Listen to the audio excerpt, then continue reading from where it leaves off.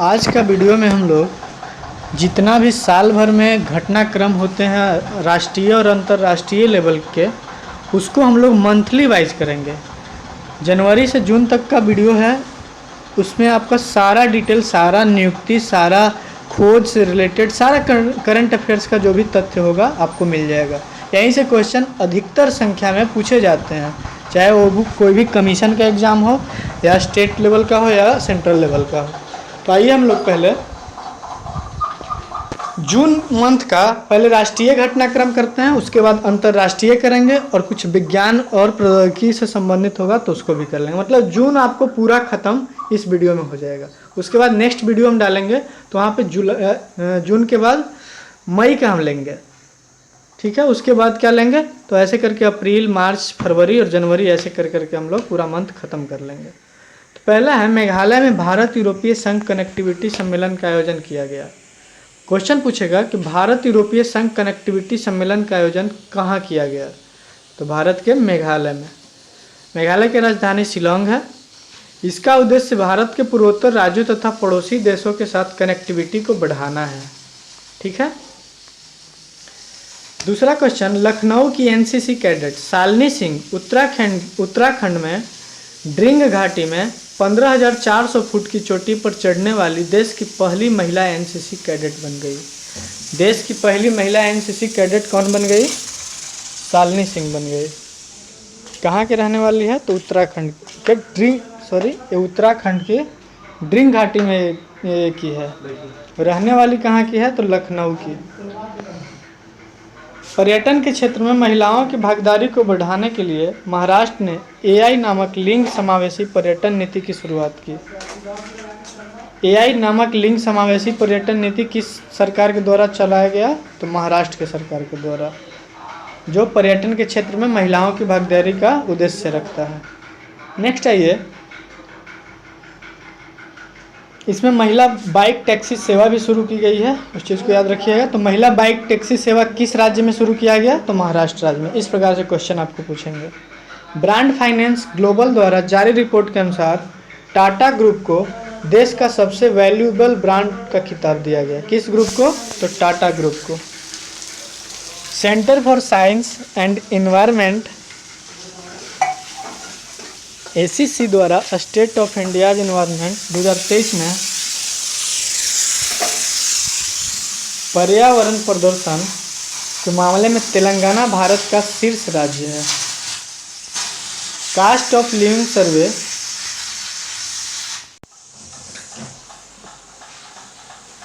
Cast of living survey report जारी हुआ है, तो ये किसके द्वारा जारी किया जाता है, तो मर्सर संस्था द्वारा जारी किया जाता है। मर्सर संस्था द्वारा।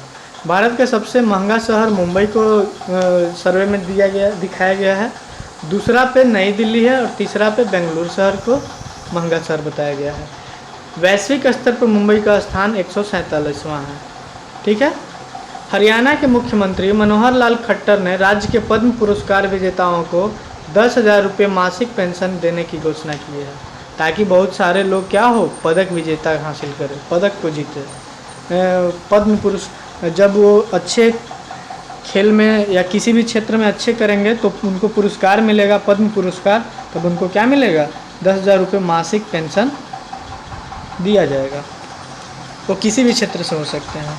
उड़ीसा सरकार ने केंद्रीय संस्कृति मंत्रालय के सहयोग से भुवनेश्वर में पहला जनजातीय खेल महोत्सव का आयोजन किया गया। कहाँ पे, उड़ीसा सरकार के द्वारा भुवनेश्वर में। इसमें 26 राज्यों के 5,000 एथलीट ने भाग लिया। ये सब नहीं पूछेगा कि पहला जनजातीय खेल महोत्सव का आयोजन कहाँ किया गया, तो भुवनेश्वर में। किस मंत्रालय के द्वारा किया गया, तो केंद्रीय संस्कृति मंत्रालय के द्वारा।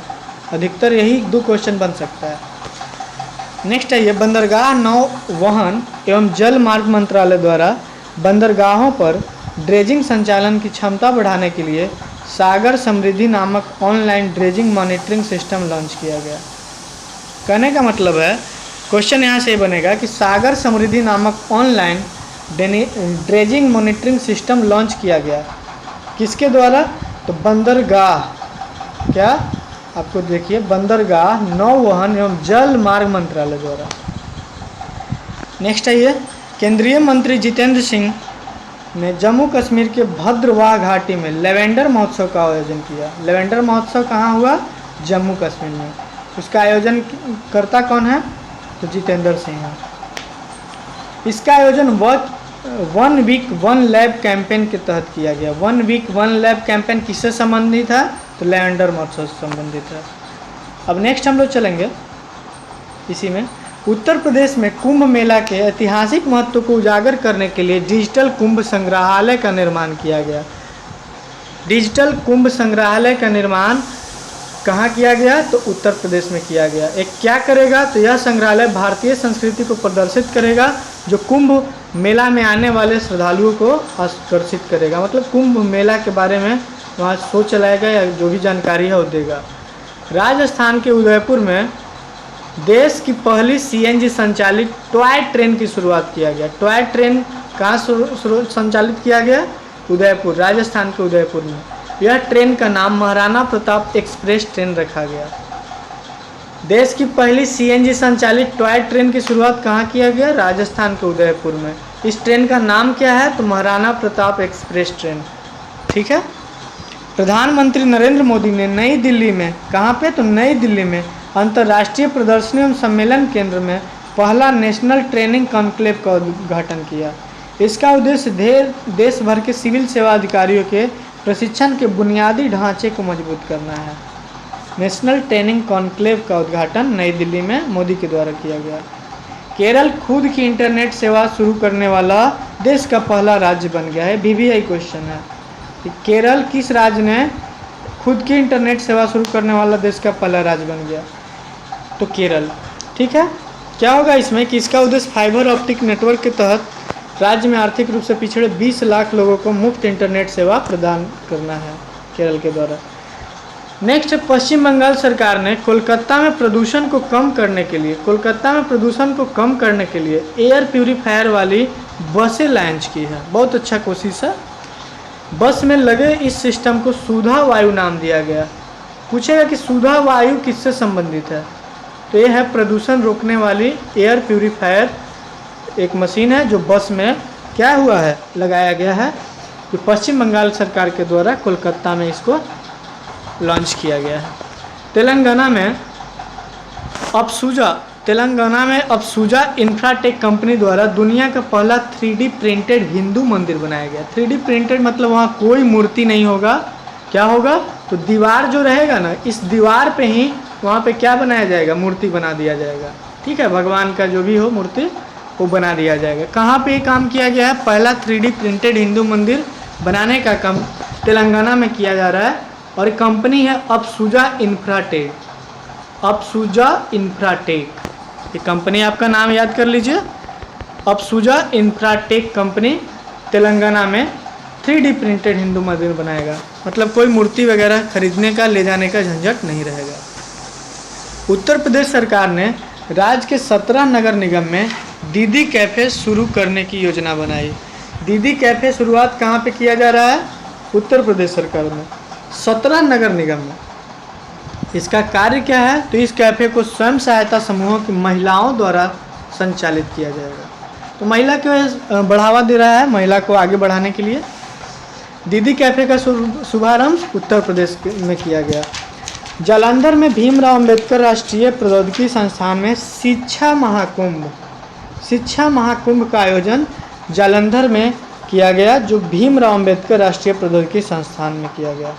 इसका उद्देश्य है राष्ट्रीय शिक्षा नीति क्रियान्वयन में मौजूद चुनौतियों पर विचार विमर्श करना। जो नेशनल एजुकेशन जो पॉलिसी है उसमें क्या है चुनौतियाँ, क्या है खामियां, उस पर क्या करेगा? विचार विमर्श करेगा। तो शिक्षा महाकुंभ यही इसका काम है। कहाँ किया गया? जालंधर में भीमराव अंबेडकर राष्ट्रीय प्रौद्योगिकी संस्थान में। संस्कृति राज्य मंत्री हैं कौन? तो मीनाक्षी लेखी। इन्होंने नई दिल्ली के राष्ट्रीय अभिलेखागार में हमारी भाषा हमारी विरासत प्रदर्शनी का उद्घाटन किया। हमारी भाषा हमारी विरासत प्रदर्शनी का उद्घाटन कहाँ किया गया? तो नई दिल्ली में। किसके द्वारा इसे उद्घाटन किया गया? तो संस्कृति मंत्री मीनाक्षी लेखी के द्वारा। उत्तर प्रदेश सरकार ने प्रत्येक परिवार का डाटाबेस तैयार करने तथा सरकारी योजना का लाभ दिलाने के लिए फैमिली आईडी पोर्टल लॉन्च किया कि प्रत्येक परिवार का एक डाटा होगा जिससे पता चलेगा कि उस सरकार को उस फैमिली को उत्तर प्रदेश से संबंधित कौन से लाभ से वंचित किया गया है, ताकि उनको फिर से जो भी है लाभ से वंचित है उनको दिया जाए, प्रदान किया जाए। बहुत अच्छा कोशिश है।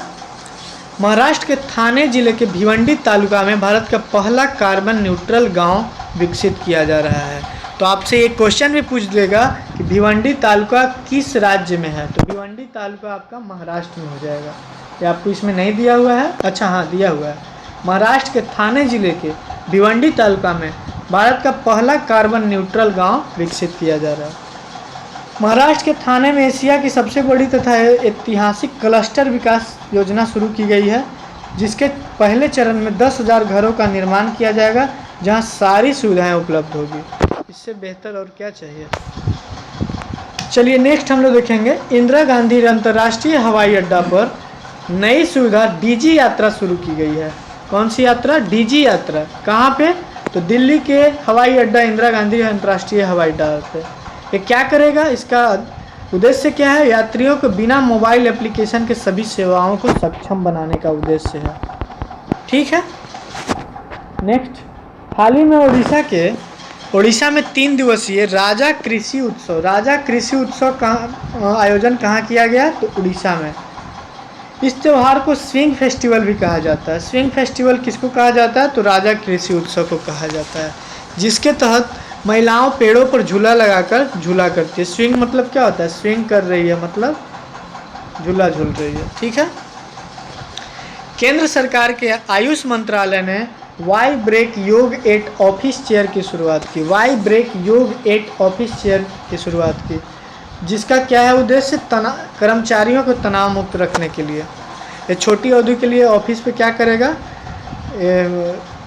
तनाव मुक्त रहने में कोशिश करेगा। वाई ब्रेक योग एट ऑफिस चेयर का संबंध किससे है? कर्मचारियों से। भारत सरकार के विज्ञान एवं प्रौद्योगिकी मंत्रालय ने वैज्ञानिकों तथा शैक्षणिक संस्थानों के बीच सहयोग तथा ज्ञान को साझा करने के लिए वैभव वैश्विक भारतीय वैज्ञानिक फेलोशिप कार्यक्रम की शुरुआत किया। मुंबई में राष्ट्रीय विधायक सम्मेलन का आयोजन किया गया। राष्ट्रीय विधायक सम्मेलन का आयोजन कहाँ किया गया? तो मुंबई में, जिसका उद्घाटन लोकसभा के अध्यक्ष ओम बिरला ने किया। इसके तहत भारत की विधानसभा तथा विधान परिषद के सदस्यों के बीच विचार विमर्श किया गया है। राष्ट्रीय विधायक सम्मेलन का आयोजन मुंबई में किया गया, जिसकी अध्यक्षता ओम बिरला हमारे लोकसभा के अध्यक्ष जी ने किया है।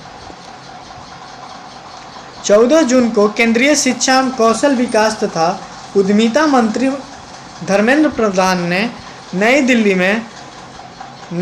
में गैबोन पहली कृषि एसीजी परियोजना की शुरुआत की। क्या है? केंद्रीय शिक्षा एवं कौशल विकास तथा उद्यमी मंत्री धर्मेंद्र प्रधान ने नई दिल्ली से गैबोन कहाँ है? अफ्रीकी देश है। पहली कृषि सेज परियोजना की शुरुआत की। पहली कृषि सेज परियोजना की शुरुआत किसने किया? तो धर्मेंद्र प्रधान ने किया। किसके बीच में है? तो नई दिल्ली से गैबोन के बीच में है। भारतीय नौसेना ने युवाओं तथा नागरिकों को नौसेना से अवगत कराने के लिए जुल्ली लद्दाख कार्यक्रम का आयोजन किया। जुल्ली लद्दाख कार्यक्रम किससे संबंधित है? तो भारतीय नौसेना से संबंधित है। ये क्या करेगा कि 500 किलोमीटर मोटरसाइकिल अभियान भी चलाएगा नेशनल वार मेमोरियल के समय।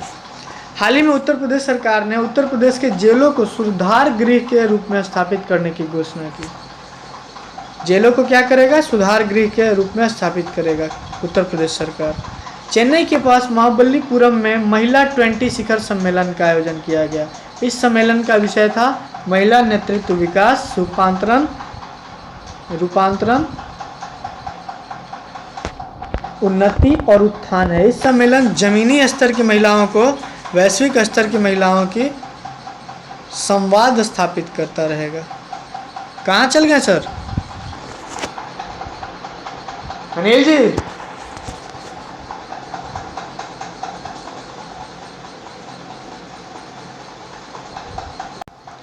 ठीक है।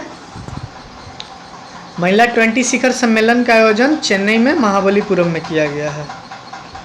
मध्य प्रदेश की राजधानी भोपाल में G20 के अंतर्गत साइंस 20 का 2 दिवसीय सम्मेलन आयोजित किया गया, जिसका थीम क्या था? Connecting science to society and culture. G20 के अंतर्गत साइंस 20 का 2 दिवसीय सम्मेलन भोपाल में आयोजित किया गया, जिसका थीम था connecting science to society and culture. Theme और कहाँ आयोजन किया गया, इसको आप याद कर सकते हैं इस क्वेश्चन में। केंद्र सरकार ने डेयरी उद्योग को बढ़ावा देने के लिए उत्तराखंड में दुग्ध संकल्प साथी मोबाइल ऐप लॉन्च किया। तो कहने का मतलब है कि दुग्ध संकल्प साथी मोबाइल ऐप किस सरकार के द्वारा लॉन्च किया गया? तो उत्तराखंड सरकार के द्वारा। इसका उद्देश्य क्या है कि दूध की गुणवत्ता में सुधार करना तथा हितधारकों के बीच पारदर्शिता लाना। कहने का मतलब दूध का अच्छा रेट देना, यही हो गया इसका। केंद्रीय शिक्षा मंत्रालय के तहत लाल बहादुर शास्त्री अंतर्राष्ट्रीय हवाई अड्डा कहाँ पे है? तो वाराणसी में है। पर भारत का पहला रीडिंग लाउंज लगाया गया है। रीडिंग लाउंज लगाया गया है। इसका उद्देश्य लोगों को किताबों पढ़ने की आदत को विकसित करना है। उद्देश्य क्या है? तो जो लोग यात्री लोग जाएंगे हवाई अड्डा पे, तो उनके पास अगर खाली टाइम मिल जाएगा तो क्या करेंगे, वहाँ जो किताबों का पुस्तकों का संग्रह रहेगा, लाइब्रेरी रहेगा, वहाँ पहला रीडिंग लाउंज के तहत वो लोग पढ़ सकते हैं। MIT वर्ल्ड पीस यूनिवर्सिटी ने पुणे में एशिया की पहली सबसी रिसर्च लैब का निर्माण किया। इसका उद्देश्य पेट्रोलियम और गैस उद्योग के लिए कर्मचारियों को प्रशिक्षण प्रदान करना है। क्या है? तो पहली सबसी रिसर्च लैब का उद्घाटन पुणे में किया गया, जो एशिया की पहली सबसे रिसर्च लैब है। प्रधानमंत्री नरेंद्र मोदी ने नई दिल्ली के प्रगति मैदान में अंतर्राष्ट्रीय संग्रहालय प्रदर्शनी 2023 का उद्घाटन किया। इसके तहत विभिन्न कालखंडों के सांस्कृतिक व ऐतिहासिक धरोहरों को संरक्षित किया जाएगा। अंतर्राष्ट्रीय संग्रहालय प्रदर्शनी 2023 का उद्घाटन किसके द्वारा किया गया? तो मोदी के द्वारा। कहाँ पे? नई दिल्ली के प्रगति मैदान में। 16 मई 2023 को तमिलनाडु में भारत के सबसे बड़े स्काई वॉक ब्रिजों में से एक उद्घाटन मुख्यमंत्री MK स्टालिन ने किया। तो तमिलनाडु के मुख्यमंत्री कौन है? MK स्टालिन है। यह पुल 570 मीटर लंबा है, जो माम्बलम रेलवे स्टेशन को टी नगर बस टर्मिनल से जोड़ता है। मध्य प्रदेश की राजधानी भोपाल सतत विकास लक्ष्यों के स्थायीकरण को अपनाने वाला भारत का पहला शहर बन गया है। ठीक है। केंद्रीय पर्यावरण, वन एवं जलवायु परिवर्तन मंत्री भूपेंद्र यादव ने भारतीय वानिकी अनुसंधान एवं शिक्षा परिषद देहरादून में सतत भूमि प्रबंधन के लिए उत्कृष्ट केंद्र उद्घाटन किया। भारतीय प्रौद्योगिकी संस्थान मद्रास ने भारत इजराइल जल प्रौद्योगिकी केंद्र स्थापित करने के लिए इजराइल के साथ साझेदारी की है। किसके साथ साझेदारी किया है? तो इजराइल के साथ। कौन सा? IIT मद्रास ने। NEP सारथी कार्यक्रम UGC ने राष्ट्रीय शिक्षा नीति 2020 के बेहतर क्रियान्वयन में छात्रों को शामिल करने के लिए इस कार्यक्रम की शुरुआत की है। इसके तहत शिक्षा के क्षेत्र में छात्रों को ब्रांड एम्बेसडर चुना जाएगा। क्या चुना जाएगा? तो ब्रांड एम्बेसडर चुना जाएगा। हाल ही में हिमालय के मुख्यमंत्री सुखविंदर सिंह सुक्खू कांग्रेस के हैं, राज्य में हरित हाइड्रोजन के उत्पादन को बढ़ावा देने के लिए ग्रीन हाइड्रोजन नीति तैयार करने की घोषणा की है। और इनका लक्ष्य है 2025 तक क्या कर देना है? 2025 तक हिमाचल प्रदेश को जीरो कार्बन हरित हाइड्रोजन के उत्पादन में ये कर देना है। जीरो कार्बन, शून्य कार्बन को मतलब अपने राज्य में प्रभावित करना है। राष्ट्रीय बाघ संरक्षण प्राधिकरण ने चीता प्रोजेक्ट को देखरेख के लिए 11 सदस्यीय चीता परियोजना संचालन समिति का गठन किया गया। इस समिति के अध्यक्ष राजेश गोपाल नियुक्त किए गए हैं। राजेश गोपाल। चीता इसलिए प्रसिद्ध है क्योंकि प्रधानमंत्री के फेवरेट अभी है, इसलिए आप इसको याद कर सकते हैं कि चीता प्रोजेक्ट के जो अध्यक्ष हैं वो राजेश गोपाल हैं। गोपाल से याद रखिए, गोपाल गाय नहीं, चीता करेंगे पालन। महाराष्ट्र सरकार ने स्वच्छमुख अभियान के लिए क्रिकेटर सचिन तेंदुलकर को स्माइल एम्बेसडर चुना है। स्माइल एम्बेसडर के रूप में सचिन तेंदुलकर को महाराष्ट्र सरकार ने स्वच्छमुख अभियान के लिए चुना है। भारतीय नौसेना के पूर्व अधिकारी अभिलाषा टॉमी गोल्डन ग्लोब रेस पूरी करने वाली पहले भारतीय बन गए हैं। गोल्डन ग्लोब पूरी करने वाली पहली भारतीय कौन बन गई है? अभिलाषा टॉमी। इन्होंने समुद्र के रास्ते पूरी दुनिया का चक्कर लगाया और वैश्विक स्तर पर दूसरा स्थान हासिल किया। अभिलाषा टॉमी ने गोल्डन ग्लोब रेस की पूरी कर ली है। किससे संबंधित है? तो भारतीय नौसेना के पूर्व अधिकारी हैं। उत्तर प्रदेश सरकार ने एक थीम पार्क रामलैंड बनाने की घोषणा की। राम जी का भूमि कहाँ है? तो उत्तर प्रदेश में प्रयागराज।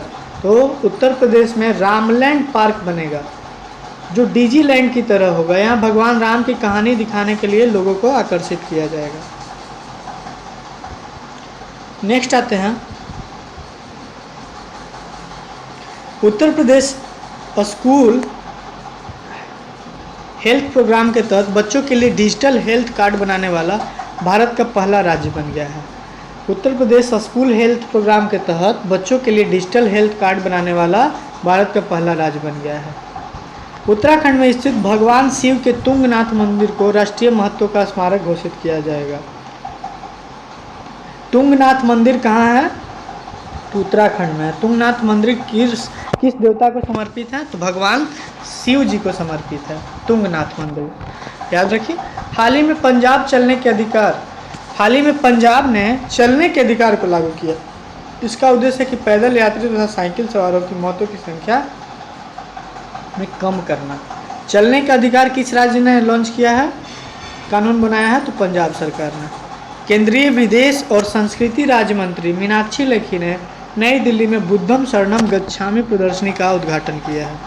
यहाँ पे हम देखिएगा कि नई दिल्ली में किया गया है। एक कन्फ्यूजन क्या होता है कि बुद्धम शरणम गच्छामि देख करके लोग बोध गया मार देते हैं या बिहार मार देते हैं। तो बोध गया नहीं मारिएगा, बोध गया नहीं मारिएगा। कहाँ हुआ है? नई दिल्ली में हुआ है। कहाँ हुआ है? तो नई दिल्ली में इसका प्रदर्शनी का उद्घाटन किया गया है।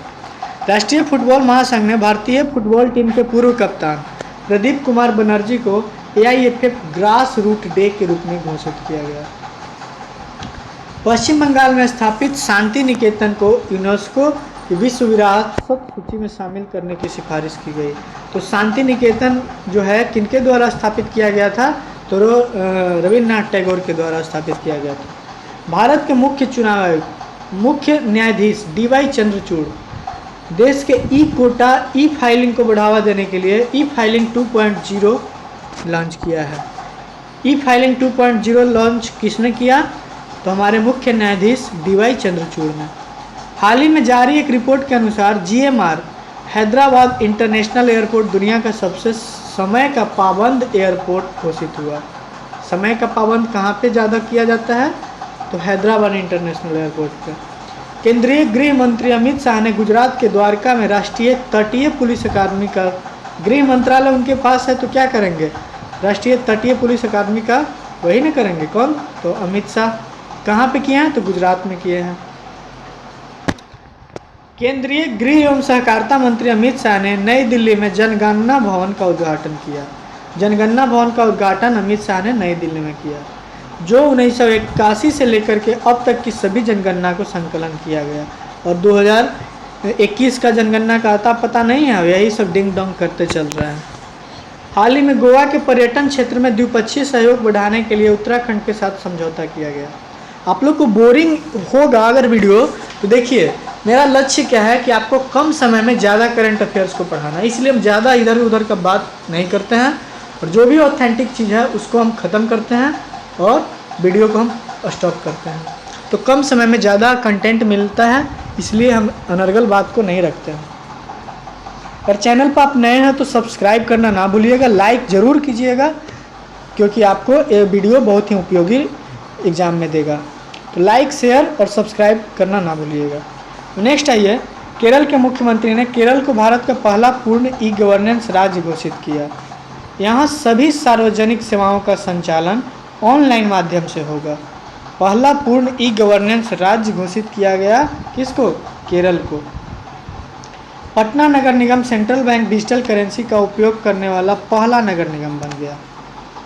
1 से 5 दिसंबर 2023 को केरल के तिरुवनंतपुरम में वैश्विक आयुर्वेद महोत्सव का आयोजन किया गया। वैश्विक आयुर्वेद महोत्सव का आयोजन कहाँ किया गया? केरल के तिरुवनंतपुरम में। ऐसे आयुर्वेद का जो जनक है ना, उत्पत्ति है यहीं केरल से ही हुआ है। आपको SCERT जब हम पढ़ा रहे थे, जो SCERT का समरी डाला गया है उसमें आपको ये सब क्वेश्चन बता दिया गया है। केरल के बारे में पढ़ना है 7th क्लास के ज्योग्राफी में, तो उसमें बताया गया था कि आयुर्वेद का जनक कहाँ से हुआ है, तो केरल राज्य से ही उत्पत्ति हुआ है। प्रधानमंत्री नरेंद्र मोदी ने असम में पूर्वोत्तर भारत की पहली वंदे भारत ट्रेन की हरी झंडी दिखाई, जो गुवाहाटी से न्यू जलपाईगुड़ी के बीच चलाई जाएगी। पूर्वोत्तर भारत की पहली वंदे भारत कहाँ से हरी झंडी दिखाएं? तो असम में। ट्रेन की हरी झंडी कहाँ दिखाया गया, जो कहाँ से कहाँ तक के बीच में चलेगा? तो असम के गुवाहाटी से न्यू जलपाईगुड़ी के बीच चलेगा। ये पहला वंदे भारत ट्रेन को हरी झंडी दिया गया है उत्तर भारत में। ठीक है, हम लोग थोड़ा सा एक और है 10-15 को, उसके बाद हम लोग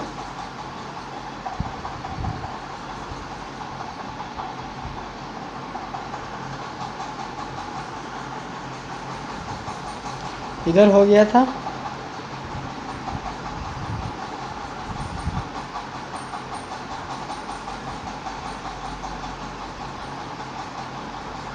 ये सब हो गया है।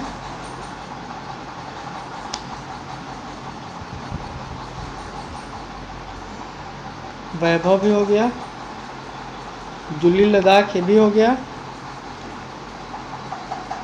चलिए हम इस वीडियो को भी यहीं पे पॉज करेंगे, क्योंकि हम लोग का एक थोड़ा सा ही छूट गया था।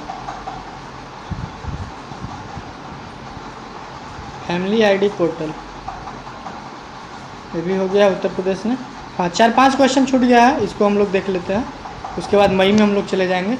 नवीन और नवीकरणीय ऊर्जा मंत्रालय ने 15 जून को वैश्विक पवन दिवस के अवसर पर पवन क्षमता में वृद्धि करने के लिए राजस्थान को सम्मानित किया है। इसमें गुजरात को दूसरा तथा तमिलनाडु को तीसरा स्थान प्राप्त हुआ। क्या है कि पवन क्षमता में वृद्धि करने के लिए राजस्थान को सम्मानित किया गया है, जो पहले स्थान पर है, जो नवीन और नवीकरणीय ऊर्जा मंत्रालय के द्वारा एक काम किया गया है। तो 15 जून मनाया जाता है किस तौर पे? तो 15 जून आपका वैश्विक पवन दिवस के रूप में भी मनाया जाता है। 15 जून वैश्विक पवन दिवस के अवसर पर मनाया जाता है। एक प्रकार का नवीकरणीय ऊर्जा संसाधन है। अगर ऊर्जा के तरह पे चलेंगे तो पवन ऊर्जा हमारा नवीकरणीय संसाधन ऊर्जा स्रोत में आता है। ठीक है, तो इसमें राजस्थान पहले पे है, गुजरात दूसरे पे है और तमिलनाडु तीसरे स्थान पे है। भारतीय भूवैज्ञानिक सर्वेक्षण भूवैज्ञानिक जियो साइंटिस्ट से क्या होगा, ऐसी ही होगा कुछ। तो उड़ीसा के सुंदरगढ़ जिले में भारत के सबसे बड़े प्राकृतिक मेहराब आर्क की खोज की है। भारतीय भूवैज्ञानिक सर्वेक्षण ने उड़ीसा के सुंदरगढ़ जिले में भारत के सबसे बड़े प्राकृतिक मेहराब की खोज किया गया है। प्राकृतिक मेहराब की खोज कहाँ किया गया है?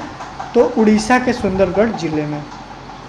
इसका निर्माण 184 मिलियन वर्ष पहले हुआ है, ये बताया जा रहा है।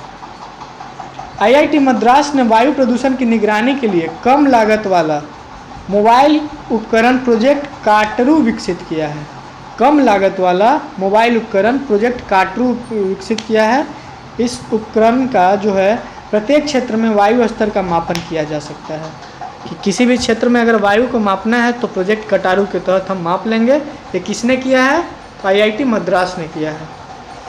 भारतीय रिजर्व बैंक ने पूर्वोत्तर भारत में नागालैंड के कोहिमा में अपना उप कार्यालय स्थापित किया है। सब ऑफिस का कहाँ खोला है? नागालैंड के कोहिमा में। नेक्स्ट हम लोग वीडियो में क्या करेंगे कि इसका मई मंथ का हम लोग राष्ट्रीय घटनाक्रम करेंगे। अब हम लोग आते हैं अंतर्राष्ट्रीय घटनाक्रम, जो जून से संबंधित है। जून से संबंधित है तो सारा जो है जून का आपको एक ही वीडियो में मिल जाएगा। देखिए अब हम लोग का क्या है कि ये अंतर्राष्ट्रीय घटनाक्रम है, जून मंथ का हम लोग कर रहे हैं, तो जून के बारे में करेंगे पूरा। उसके बाद एक और है वहाँ भी 2 मिनट लेंगे टाइम, प्रौद्योगिकी से संबंधित जो भी होगा, साइंस एंड टेक से, उससे भी हम लोग जून मंथ का कर लेंगे। बांग्लादेश की राजधानी ढाका में भारतीय सांस्कृतिक केंद्र में थोड़ा सा लिबरेशन वार गैलरी का उद्घाटन किया गया। लिबरेशन वार गैलरी का उद्घाटन कहाँ किया गया? बांग्लादेश के ढाका में। इसमें 1971 संग्राम के शहीद हुए स्वतंत्रता सेनानियों को प्रदर्शित किया जाएगा। तो लिबरेशन वार गैलरी का उद्घाटन बांग्लादेश के ढाका में किया गया है। चीन की आक्रामकता को रोकने तथा सुरक्षित समुद्री वातावरण बनाए रखने के लिए नई दिल्ली में भारत और वियतनाम ने समुद्री सुरक्षा वार्ता का आयोजन किया है। International union for conservation of nature ने वर्ष 2025 में संयुक्त अरब अमीरात को दुनिया के सबसे बड़े विश्व संरक्षण कांग्रेस की मेजबानी सौंपी है। किसको सौंपी है? तो यूएई को। नाटो सदस्य देशों पर होने वाले हमले का जवाब देने के लिए जर्मनी में एयर डिफेंडर 2023 का आयोजन किया जा रहा है, इसमें 25 देशों के 10,000 प्रतिभागी और 250 विमान हिस्सा लेंगे। नाटो का क्या है ना कि उसमें जो भी देश हैं सम्मिलित, उन पे किसी भी प्रकार के बाह्य आक्रमण होता है तो सभी देश आपस में मिल करके लड़ते हैं। तो उसी के लिए एयर डिफेंडर 2023 किसके द्वारा किया जा रहा है? जर्मनी के द्वारा। नेक्स्ट आइए, संयुक्त राष्ट्र महासभा में 5 अस्थायी सदस्य देशों कौन कौन हैं? तो Algeria, Guyana, Sierra Leone, Slovenia तथा कोरिया गणराज्य को 2 वर्षों के कार्य के लिए चुना गया है। हाल ही में संयुक्त राज्य अमेरिका तथा यूनाइटेड किंगडम ने अटलांटिक घोषणा नाम से महत्वपूर्ण रणनीतिक समझौता किया। इसका उद्देश्य आर्थिक स्थिति तथा चीन की प्रतिबद्धता से निपटना है, यूके और यूएसए द्वारा। अमेरिका में पहली बार हिंदू अमेरिका शिखर सम्मेलन का आयोजन किया गया। मतलब ये भी इम्पोर्टेंट हो जाएगा, पहली बार हिंदू अमेरिका शिखर सम्मेलन का आयोजन कहाँ किया गया? अमेरिका में। उद्देश्य है अमेरिका में हिंदू समुदाय द्वारा सामना की जाने वाली समस्याओं की ओर ध्यान आकर्षित करना। विश्व बैंक ने बांग्लादेश की राजधानी ढाका में दक्षिण एशिया में अपनी पहली सड़क सुरक्षा परियोजना की शुरुआत की। विश्व बैंक द्वारा पहली सड़क सुरक्षा परियोजना दक्षिण एशिया की कहाँ किया गया? ढाका में शुरुआत किया गया। इसका उद्देश्य है सड़क दुर्घटना को कम करने के लिए शहरों का चयन करना। उम्मीद करते हैं आपको अच्छा वीडियो उपयोगी लग रहा होगा। सब्सक्राइब आप जो नहीं किए होंगे अवश्य कर लीजिएगा। बिम्स्टेक सदस्य देशों में ऊर्जा क्षेत्र में सहयोग को बढ़ावा देने के लिए भारत में बिम्स्टेक एनर्जी सेंटर स्थापित किया जाएगा। भारत में स्थापित किया जाएगा, ठीक है। Swiss air quality technology company IQ air द्वारा जारी दुनिया के 10 सबसे प्रदूषित शहर में लाहौर जो पाकिस्तान का है ये सबसे प्रदूषित है। वहीं टॉप 10 प्रदूषित शहरों में 6 भारतीय शहर भी है। इसमें भिवाड़ी राजस्थान का है, तीसरे स्थान पर दिल्ली चौथे स्थान पर है। नामीबिया में पहले भारत नामीबिया संयुक्त आयोग की बैठक की अध्यक्षता S जयशंकर ने किए हैं। भारत नामीबिया संयुक्त आयोग की बैठक S जयशंकर जी ने किए हैं। थोड़ा सा और बच गया है, उसके बाद अंतर्राष्ट्रीय घटनाक्रम खत्म हो जाएगा। जून मंथ का लंदन में ग्लोबल वेल्थ कॉन्फ्रेंस का आयोजन किया गया, जिसमें दुनिया भर के प्रतिभागियों ने भाग लिया। यह निवेशकों को निवेश संबंधी महत्वपूर्ण निर्णय लेने के लिए एक मंच प्रदान करता है। ग्लोबल वेल्थ कॉन्फ्रेंस का आयोजन लंदन में किया गया। ग्लोबल वेल्थ कॉन्फ्रेंस का आयोजन लंदन में किया गया। अमेरिका ने यूनेस्को में पुनः शामिल होने की घोषणा की है। ज्ञात है कि अमेरिका 2019 में यूनेस्को से बाहर हो गया था। हाँ, हाल ही में फिलीपींस में स्थित माउंट मेओनो ज्वालामुखी में विस्फोट की घटना हुई है। माउंट मेओनो ज्वालामुखी कहाँ है, किस देश में है? तो फिलीपींस में है। भारत ने फ्रांसीसी रेल कंपनी एल्स्टॉम को वंदे भारत मिशन के लिए खोला गया है। तो एल्स्टॉम कंपनी किस देश का है? तो फ्रांस का है। यहाँ पे क्या होगा कि वंदे भारत ट्रेन बनाने की इसको टेंडर दिया जाएगा। मतलब इनको भारत में नहीं मिल रहा है, अपने घर में स्वनिर्मित नहीं किया जा रहा है। तो क्या कर रहे हैं कि फ्रांस से कंपनी को बुला रहे हैं जिसका नाम एल्स्टॉम है, और उससे 100 वंदे भारत ट्रेन बनाने का टेंडर देंगे। इतना इनको फिल्म, गेमिंग और कैमिक्स जैसे क्षेत्रों के लिए फ्रांस में आयोजित होने वाली हेंसी इंटरनेशनल एनिमेशन फेस्टिवल में भारत पहली बार अपना प्रतिनिधित्व करेगा? एनसी इंटरनेशनल एनिमेशन फेस्टिवल में भारत पहली बार प्रतिनिधित्व करेगा। ये कहाँ आयोजित किया जा रहा है? तो फ्रांस में आयोजित किया जा रहा है। तो अंतर्राष्ट्रीय जो भी मुद्दा था वो हम लोग कर लिए हैं। अब हम लोग विज्ञान एवं प्रौद्योगिकी से संबंधित मुद्दे को करें। चलिए देखिए, वर्ष 2023 के प्रमुख रक्षा विज्ञान एवं प्रौद्योगिकी घटनाक्रम 2023 का ही है, जून मंथ का। हम लोग सिर्फ इस वीडियो में जून मंथ का जो भी राष्ट्रीय, अंतर्राष्ट्रीय और विज्ञान प्रौद्योगिकी से संबंधित है वो सब हम लोग कर रहे हैं। नेक्स्ट वीडियो ऐसा ही बनेगा, वो मई मंथ का बनेगा, ठीक है। आइए, हाल ही में भारतीय नौसेना ने चौथे सर्वे, थोड़ा सा टाइम ले रहा है, चौथे सर्वे वेसेल्स युद्धपोत संशोधक को चेन्नई के कट्टुपल्ली में लॉन्च किया। इसका निर्माण L&T garden reach shipyard building Kolkata द्वारा किया गया। क्या है युद्धपोत संशोधक? युद्धपोत का नाम है, किसके द्वारा निर्माण किया गया है? L&T कंपनी के द्वारा नियुक्त किया गया है, कोलकाता द्वारा। भारत, फ्रांस तथा UAE के बीच त्रिपक्षीय सहयोग को मजबूत करने के लिए भारत, फ्रांस, UAE समुद्री साझेदारी अभ्यास का आयोजन ओमान की खाड़ी में किया गया। भारत, फ्रांस, UAE समुद्री साझेदारी अभ्यास का आयोजन कहाँ किया गया? ओमान की खाड़ी में किया गया। बहुत अच्छा क्वेश्चन है। हाल ही में चेन्नई बंदरगाहों से भारत का पहला अंतर्राष्ट्रीय पर्यटन क्रूज पोत श्रीलंका के लिए रवाना किया गया। किस देश के लिए रवाना किया गया? पहला अंतर्राष्ट्रीय पर्यटन क्रूज, भारत का पहला अंतर्राष्ट्रीय पर्यटन क्रूज श्रीलंका देश के लिए रवाना किया गया। इस क्रूज का नाम MVEM प्रेस है। MVEM प्रेस कहाँ जाएगा? तो श्रीलंका में जाएगा। लगभग 3000 यात्रियों को ले जाया जा सकता है। क्षमता कितना है बैठने का? 3000 लोगों का। ये अंतर्राष्ट्रीय लेवल का है, श्रीलंका में जा रहा है, इसलिए चर्चित हो जाएगा। DRDO द्वारा भारतीय सेना के लिए विकसित पनडुब्बी रोधी टारपीडो वरुणास्त्र का सफल परीक्षण किया गया। किसके द्वारा किया गया? तो DRDO द्वारा। भारतीय नौसेना के लिए विकसित पनडुब्बी रोधी है जो टारपीडो वरुणास्त्र है। ये क्या करेगा कि पानी के भीतर खतरों का मुकाबला करने में सक्षम होगा। हाल ही में DRDO द्वारा उड़ीसा के APJ अब्दुल कलाम द्वीप से अग्नि प्राइम बैलिस्टिक मिसाइल का सफल परीक्षण किया गया है। अग्नि प्राइम बैलिस्टिक मिसाइल का सफल परीक्षण किसके द्वारा किया गया? DRDO के द्वारा। कहाँ किया गया? तो उड़ीसा के अब्दुल कलाम द्वीप से किया गया, ठीक है। बहुत इंपॉर्टेंट क्वेश्चन, VVI के तौर पे इसको याद कर लीजिए। इंडोनेशिया में आयोजित बहुराष्ट्रीय नौसेना अभ्यास कोमोडो क्या है? इंडोनेशिया में आयोजित बहुराष्ट्रीय नौसेना अभ्यास है, जहां भारतीय नौसेना जहाज INS सतपुड़ा गया था और यहाँ पे क्या किया? नौसेना अभ्यास किया। कहाँ पे? इंडोनेशिया में। कोमोडो मनेक 2023 किसके बीच में है? भारत के नौसेना और इंडोनेशिया के बीच संयुक्त अभ्यास है। फिनलैंड के नाटो में शामिल होने के बाद नाटो सदस्य देशों ने आर्कटिक क्षेत्र में पहला सैन्य अभ्यास आर्कटिक चैलेंज सैन्य अभ्यास 2023 फिनलैंड में आयोजित किया, ठीक है। भारतीय रक्षा मंत्रालय ने अमेरिका के प्रीडेटर ड्रोन जिसका MQ-9 रीपर की खरीद हेतु समझौता किया है अमेरिका से। एक ड्रोन 35 घंटे तक हवा में रह सकता है, 450 kg वजन ले जा सकता है।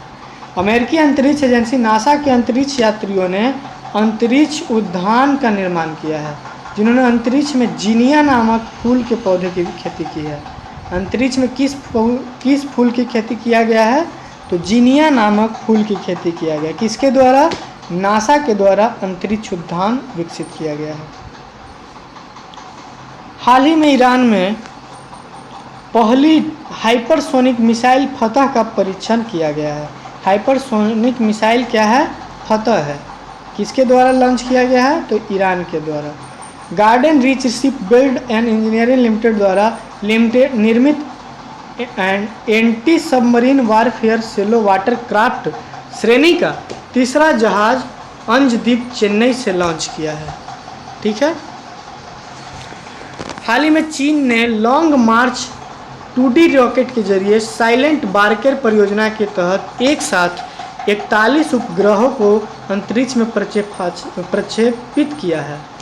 चीन ने long March two D rocket के जरिए, लॉन्ग मार्च 2D रॉकेट के जरिए साइलेंट बार्कर परियोजना के तहत, साइलेंट बार्कर परियोजना के तहत एक साथ 41 उपग्रह को अंतरिक्ष में प्रक्षेपित किया है। रॉकेट का नाम क्या है? लॉन्ग मार्च 2D, ठीक है। परियोजना का नाम क्या है? तो साइलेंट बार्कर परियोजना है। किस देश का? चीन के देश का। 41 उपग्रह को भेजा है, ठीक है। हम लोग का ये पूरा जून मंथ का करंट अफेयर्स ख़त्म हो गया। अब हम लोग नेक्स्ट वीडियो में मिलते हैं, उसमें हम लोग मई मंथ का करेंगे।